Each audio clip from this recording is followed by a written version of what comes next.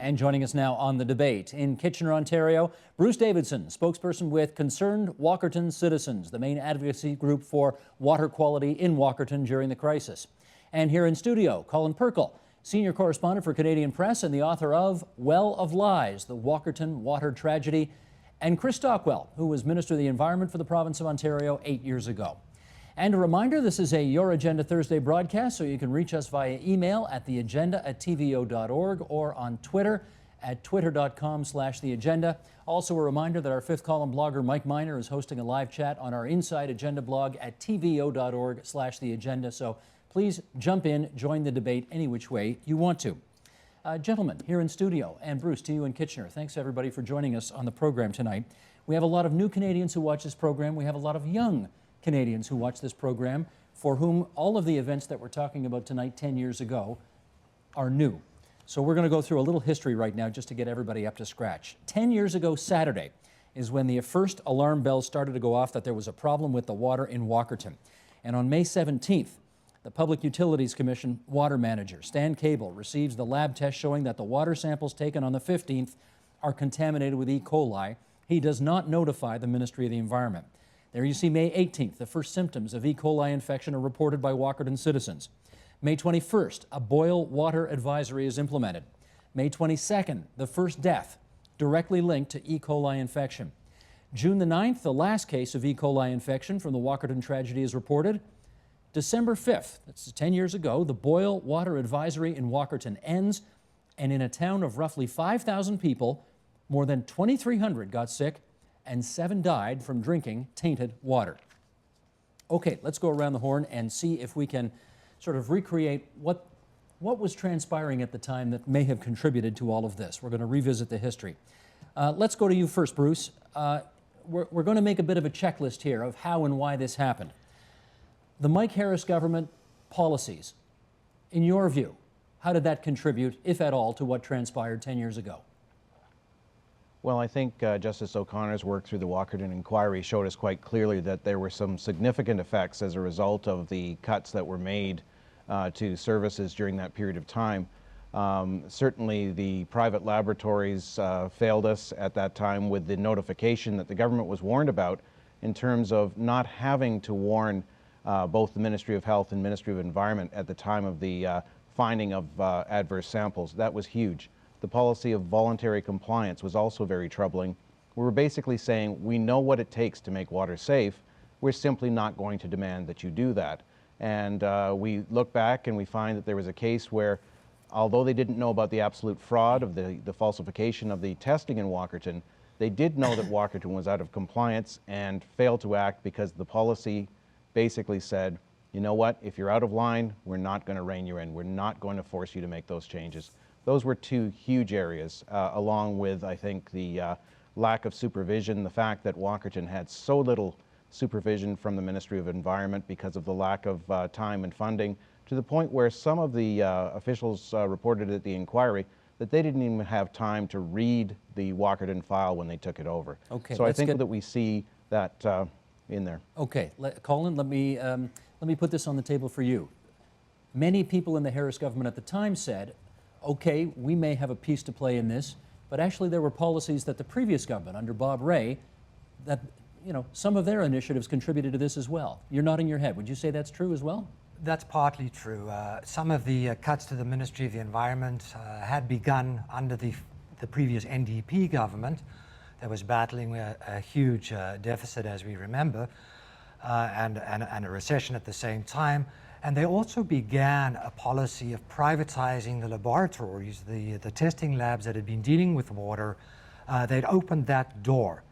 But for the Tories to have come out at the time and sort of said, well, it was all the NDP government's fault, was a little bit disingenuous. I don't think they said it was all the NDP government's fault. Initially, there was an attempt by Premier Harris when he went to Walkerton to point the finger at the NDP government. It was a little bit disingenuous. It did not go over well, and it was disingenuous because most of the cuts and the wholesale privatization of laboratories had come under Mike Harris and the Conservatives, not at the NDP, but the NDP did have some beginning role to play in this. Okay, Chris, we've mentioned a few things. What are we missing in the list of things that would have contributed to this? Well, the fraud part.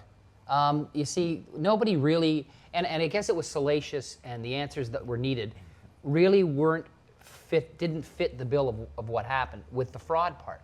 Somebody needed to blame somebody upstairs. It had to be Harris and those cuts, and we got to build a case to blame Harris and the cuts. And I think you heard him just go over the fraud part. Well, and the fraud part. Oh, you mean the part where two drunks didn't connect the chlorinator at the wellhead, said they did, and then forged a whole bunch of documents? That was kind of important, Steve. Now, did we ever inspect that before? No. Do they inspect every wellhead in the province of Ontario today, even after Walkerton? No. Could it happen again if you let two drunks run a water system and allow them to write fraudulent statements? Yes. Bruce, is it fair to say that the two brothers who were running the PUC at the time, who acknowledged during an inquiry that they had, one of them anyway, had serious alcohol problems, and there certainly was some fraudulence going on there, was that understated at the time because of a political vendetta against Mike Harris? No, I don't believe so. I think that when we were in the early days of this tragedy, we looked at the local actions as very, very pivotal, and no one can excuse those actions. They're in no way anything that anyone could condone. But as we explored what happened through the inquiry process, we saw that there were many opportunities to stop this before it happened. And I would suggest to you, if someone drives dangerously on the road a few times, it's their fault. If we know about it and we let them continue to do that, with the idea of us being out of compliance for so very long, and it went unabated and unchecked, then I think we have to look at the regulatory system. And rather than focus on which government was to blame, I think we need to look at the fact that we had a continuing saga of dysfunction that ran through a number of governments and got worse towards the end with some of the cuts. Chris, you want to come back on that? Well, 10 years later, that's a good statement. I think if you had said that at the time, it might have been really helpful. But that wasn't what was said at the time. What was said at the time in the legislature was, and I remember opposition, you have blood on your hands. You have murdered 7 people. You know, that was the tenor. And with all due respect to your guest, I mean, he wasn't helpful. He was probably saying the same kinds of things. There wasn't this attempt to find out what went wrong. There was this incredible rush to judgment and urge to blame. And by rushing to judgment, creating that blame, we then struck the inquiry, which may have been the dumbest thing we could have done with respect to dealing with the fraud and the brothers. Hold off on that. We're going to get the inquiry in a second. Colin? Well, I think Chris is partly wrong here. Which partly right, though. Excuse me. I think there was a rush to judgment, and there was a lot of polarization at the time. Those people who were kind of anti-conservative to start with simply used this as affirmation of their views. But there was also a lot of rush to judgment about the role of the people we want to refer to as these sort of drunken, bumbling bums running the show. There was a lot of blame at the end of the day to go around. It went around to the Harris government. It went around certainly to the 2 guys who ended up in jail as a result. And it went to the Ministry of the Environment and bureaucrats. So yes, there was a rush to judgment. There was a polarization, and everybody brought their own agenda to bear. But the inquiry, I think, was the thing that really sorted that all out and got to the bottom of the various roles that had been played. So it's simply not fair to say that everybody all of a sudden blamed the Conservative government. There were a lot of people who were defending the Conservative government and trying to blame it all on the Cable brothers, for example. Okay, let's go, since we've talked about the inquiry, let's go ahead with this right here. Yes, Justice Dennis O'Connor, who was here actually about a month ago on this program, he released his report on Walkerton, had a long public inquiry about it. There were 2 parts, and it came down in the year 2002. Collectively, 121 recommendations. Some of those recommendations included the creation of an Ontario-wide water quality management standard. All water samples should be tested by government-accredited labs. The training of staff members should be required and accessible. All water systems should be continuously monitored with alarms and automatic shutoffs. All municipal water providers should have sampling plans, including requiring sampling after heavy rainfall or floods. And to further protect the water of municipalities, water source and watershed protection plans should be approved and enforced by the Ministry of the Environment. All told, there were a lot of recommendations, and the McGuinty government says they've all been implemented. Now, Chris, you were Minister of the Environment at this time. Right. For some of this. I think I got the original, when he came in with that original report, I was the Minister of the Environment. And okay. again, go ahead, I'm sorry. Well, just tell me, day one, You get the report handed to you. What do you do? Okay, day one, I got it. Literally, I was scrummed an hour later, and my position was, I got to read it. I mean, I haven't read it. There's no way I could read You it. didn't get a heads-up look at it? Nope, no heads up look at it. Got it literally an hour later. I was in the hallway at Queen's Park. I'm sure you were there. And I said, I got to read it. I don't know what recommendations. I don't know price points. I don't know anything. Of course, the Liberals then came out and said, we'll implement every single one of those recommendations. The Premier at the time, Ernie Eves, through no fault of his own, I'm not blaming Ernie, but he was in this was such an issue. It was so high level, such a high level political point. He said, okay, you know, we'll implement every He recommendation. committed to implementing it before reading it. Before reading it. Yeah. And literally half an hour after I said I was going to read it, the Premier came out and said, we're going to implement it all. So I went back out an hour later and said, okay, I just finished reading it, we're going to implement it all, darn it. But that was a mistake. That was just a big mistake. To commit to doing the recommendations? Right, to commit to doing all the recommendations. And Why was it a mistake? it wasn't that all the recommendations were bad. They weren't. Some were very, very good, and it should have been implemented. But others weren't good. Others were sloppy. They were urban decision-making plowed onto rural communities. It was hell for farming community. And to some points in the 120, I remember in Owen Sound, one farmer says, you know what, you might as well just say, I got to diaper my cattle. Because that's basically what this whole process is getting down to. And he wasn't far wrong. Okay, let me get to Bruce. Bruce, when you saw the recommendations come out, what'd you think? I thought that this was an excellent review of what had happened, and realizing that the recommendations are not laws. They're broad brush strokes that suggest that we need to investigate and find a way to implement them in a way that works for communities. And actually that's what's happening today through the source protection work. We have farmers on our source protection committee who have a very, very strong voice in the policies that we're looking at. And I think we're very, very far from that notion of crippling farming with the work that we're doing. We're looking at ways to creatively defend the water that works both for agriculture and for the communities that surround those areas with municipal water systems. I think that at the time there was great sensitivity about what it was all going to cost, but if you look at the fact that so many communities were virtually going down the same road as Walkerton with a lack of care and professionalism, the costs would have been repeated had we not implemented this in other communities that prided themselves on not chlorinating their water. Okay, Colin, you're going to help us out here with the agricultural angle, because at the time there was a lot of talk that suggested that the kind of intensive farming that was going on by in some cases, multinational farming companies that were, you know, putting tons of fecal matter into the runoff that would go into the water system, and that contributed to the problem. Did that in fact contribute to the problem? No. Agreed. Even though manure and E. coli from manure was found to be the source of the E. coli that contaminated the well, that contaminated the water, the farmer involved and the farm involved was blameless. There was never a finger pointed at agriculture except in error.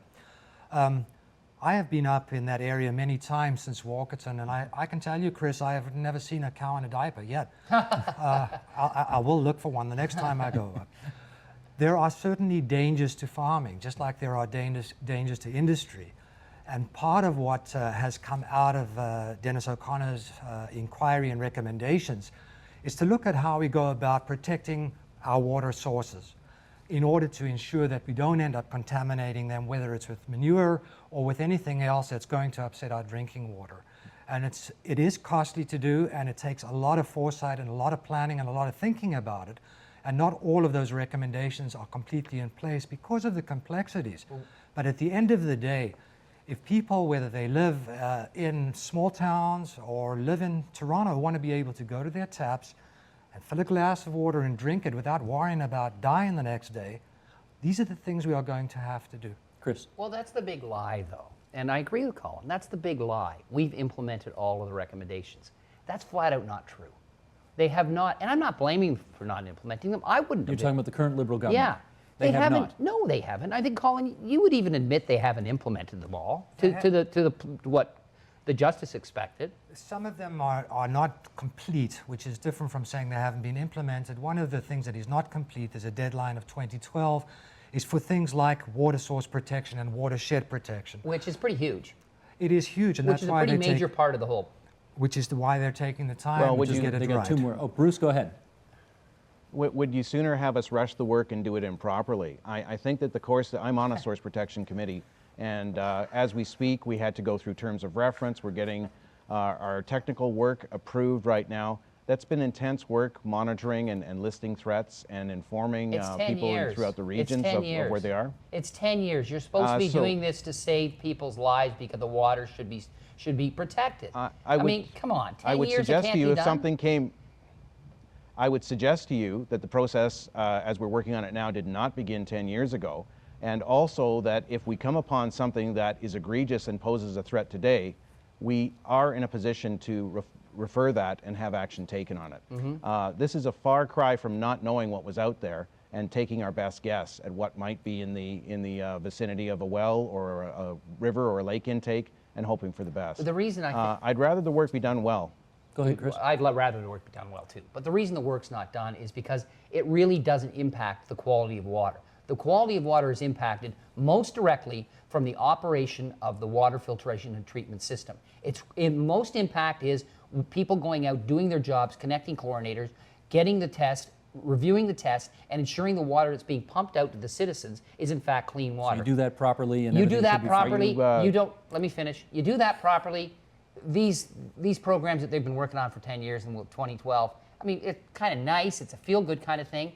The impact it would have would be negligible, simply because you're delivering clean water because you have the capacity to deliver it. But you can only deliver clean water from the pump at the local municipal plant if that water is in relatively good condition to start with. So one of the things we've learned is that it's very difficult to clean water once it's contaminated. So the best approach, if you can do it, and it's unrealistic to think you're going to do it perfectly every time, is to prevent the contamination in the first place. The cleaner the water you've got at the source, the easier it is to keep clean and to deliver clean. The one thing that is certainly in place, and Ontario is among the world's foremost jurisdictions in this regard in terms of safe tap water, and that is it's a sea change in terms of what we're doing now at the pump, in terms of operators, in terms of chlorination, and how we monitor all of that stuff. That's an absolute sea change from where we were 10 years ago. Bruce, let me pick up on one of the things that Chris raised, which was, you know, if you've got two people who are determined to fudge the numbers, is there anything that you can really do about it? So let's fast forward to today. Here we are 10 years after Walkerton. If somebody running a local PUC today wanted to basically slack off on the job, get drunk and forge the numbers, you know, could you catch them? I believe you could. I think that there is so much more scrutiny now than there was then. And also, a lot of the data is relayed by remote to central stations where it's not just viewed by that operator. And I have heard stories in our province where there have been operators who've been less than diligent, and they have been caught since that time, whereas before they probably would have gotten away with it. The notion that source protection is somehow a frill or unimportant is ridiculous. It's much cheaper to keep the water clean than it is to fix it afterwards. And if you look at Justice O'Connor's notion of the multi-barrier approach, it pays huge dividends to do it that way. Plus the fact that if you look at historically some of the outbreaks in North America and around the world in developed societies, they were failures of source protection and treatment. So if you start saying we don't need the first barrier, we'll catch it at the second barrier, I'm in a very, very scary place with that, because you're relying on the last guy in the line to catch it, and that's not good enough. Let's be clear. The only time it's a failure is when treatment fails. There's a lot of source barrier places in the world and in developed nations where it fails. The only time people die is when treatment fails. End of discussion. Secondly, treatment and source protection. Well, no, treatment. I mean, source protection fails all the time right now. You know it.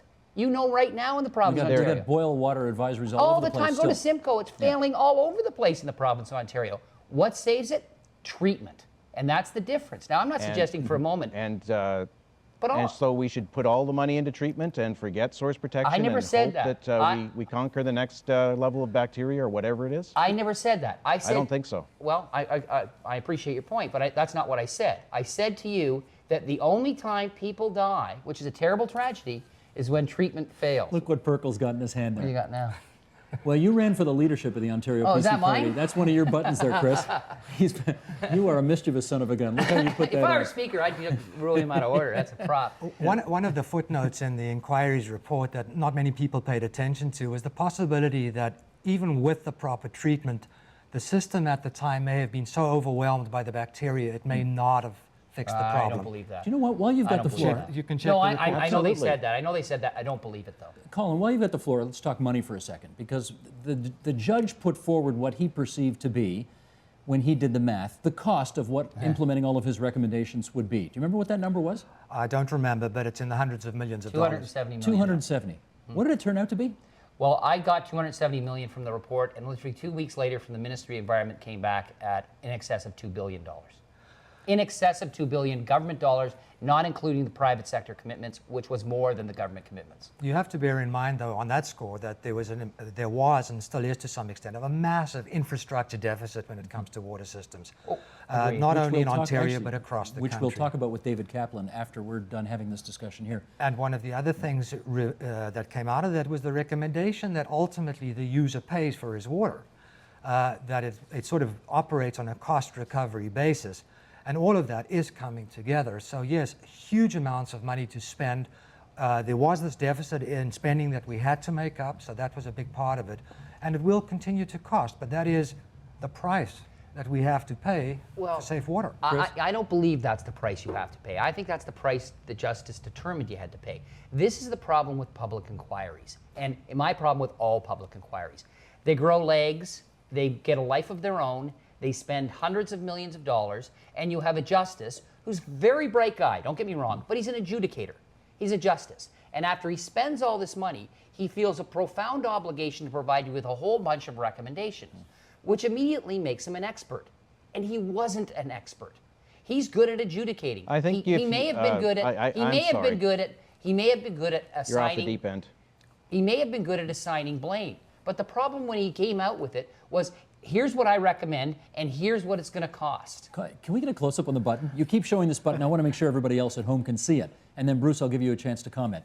What camera Sorry, you want? I probably shouldn't be doing This is, well, it is a prop. But, Chris, you ran on a slogan of get real, and I think Colin is saying get real to you right now. Well, I appreciate that. I never saw the button. He wouldn't show it to me. But the point I'm trying to make is he became an expert. And when the Ministry of the Environment staff took a look at it, who were the experts, they suggested, okay, if you want to do this, this is not going to be the cost. Okay, Bruce, come on in. Let me hear from Bruce on this.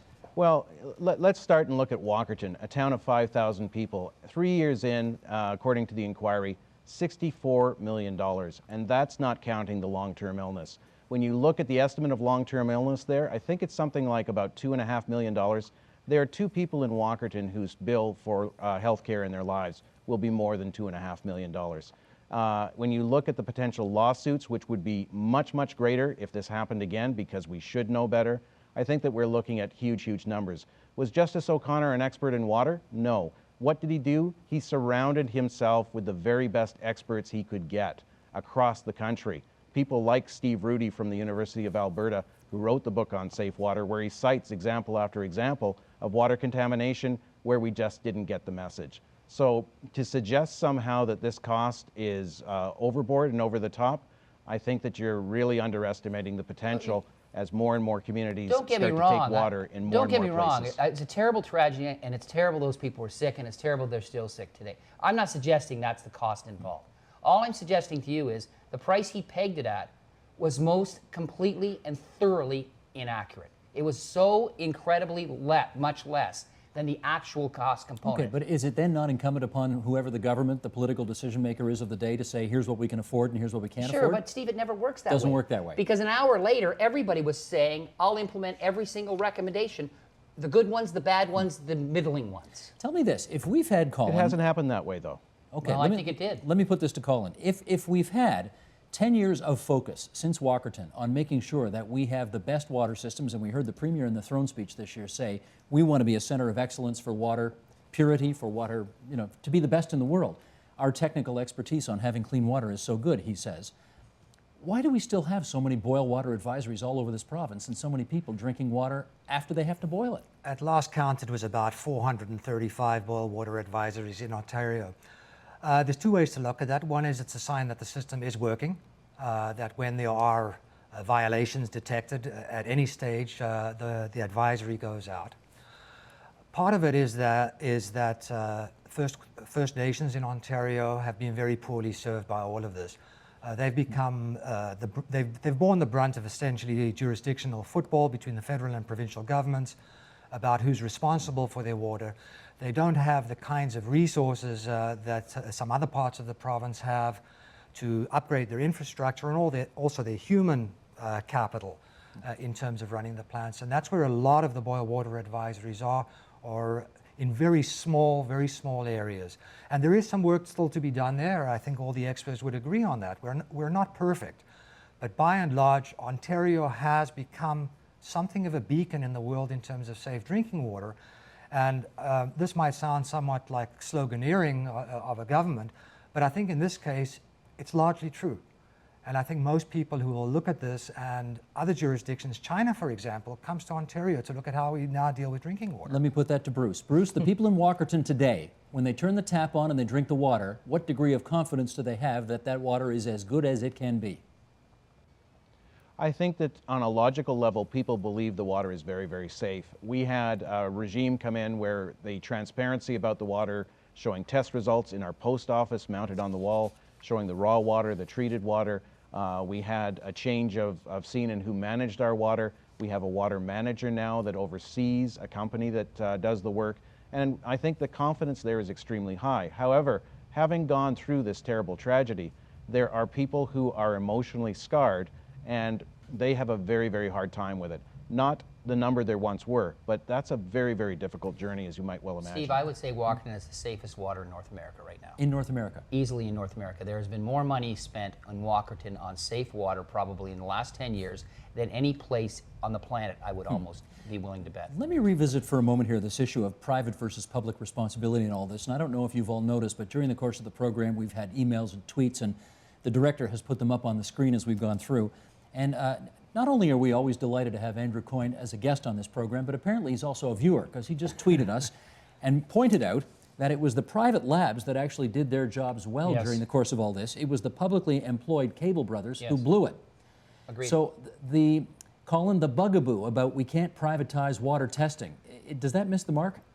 It does miss the mark to some extent. I don't think that privatization became the issue. The issue was things like notification protocols and who the private labs report to. The private labs certainly picked up the contamination in the water, but under the regime at the time, all they did was send a fax off to the one water manager who either read it and ignored it or never read it, depending on which day of the week you want to believe it. Colin, you got to get real if you don't think privatization was in fact one of the big issues of the time and the way the government had privatized. Again, the same polarization about either, Tories good or Tories bad, privatization good, privatization bad. Here again, if you look at the inquiry, Justice O'Connor took no position on privatization. All he said was, if you're going to privatize the labs, you still have to have a proper reporting regime, so when they do their jobs and they find adverse results, the people that need to know are informed, and this is not a private little contract between you and me. But at the time it was a huge deal. Yeah, that's fair enough. Bruce, is there a private versus public debate to be had here? Well, I think that the whole issue was that the privatization happened so quickly that there was a lag time in the catching up with rules and regulations under law.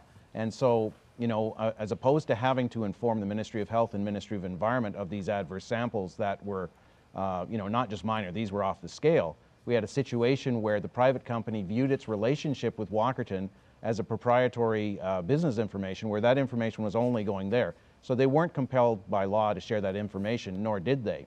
And I can't fault them for that. What I can fault is the government for not ensuring that that loophole was fixed. Because when you have a bad sample, you want to have the resources that we have through health units and through the Ministry of Environment to take remedial action as soon as possible.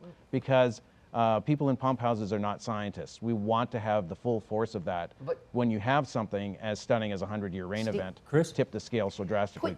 Put yourself in the position pre-Walkerton. You're the private company. You've done the testing. You've asked them if they've hooked up the chlorinator. They said yes.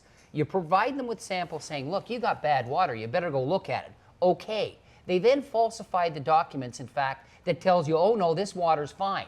And the private sector goes, thank God you had a big problem there. Then, of course, all hell breaks loose. Well, who's at fault? I kind of think it's the public sector employee. We've got about a minute to go here. I'm not for a minute going to argue that. I'm going Okay. to suggest to you that we needed a more robust regime to make sure that these errors and I omissions guess were my captured concern is if you by want whoever did fraud, them. fraud is fraud. Let me jump in here for a second. We've got 30 seconds left. And Bruce, I got to ask you this. This all happened under a Conservative government. The riding that Walkerton finds itself in has voted Conservative for decades. Can you explain that to us? It's not currently Conservative. It's provincially Liberal at this time. I think that we have They Mr. must have Murdoch, rejected who's it. I thought well known for Murdoch his... was the guy. No, he's very close to us, but he's no longer our Moved the member. boundaries We've around. had Carol Mitchell for some time. Certainly was. Okay, it Yeah. was Conservative back then. He got reelected Yeah, right and after I- Walkerton. Yeah. He did, and I think with Bill, he has his fan base.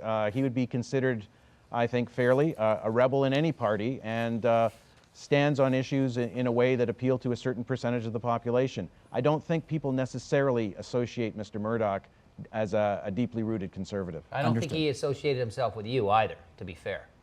And he may not associate no, himself with he any absolutely Conservative did government either. Yeah, Okay. exactly. That's it. We got to go? We got to go. Okay, Bruce Davidson from Concerned Walkerton Citizens on the line in Kitchener. It's good of you to spend some time with us tonight, Bruce. Thanks so much. Chris My Stockwell, pleasure. Minister of the Environment at the time, Colin Perkel, Well of Lies, the Walkerton Tragedy. My thanks to you too as well.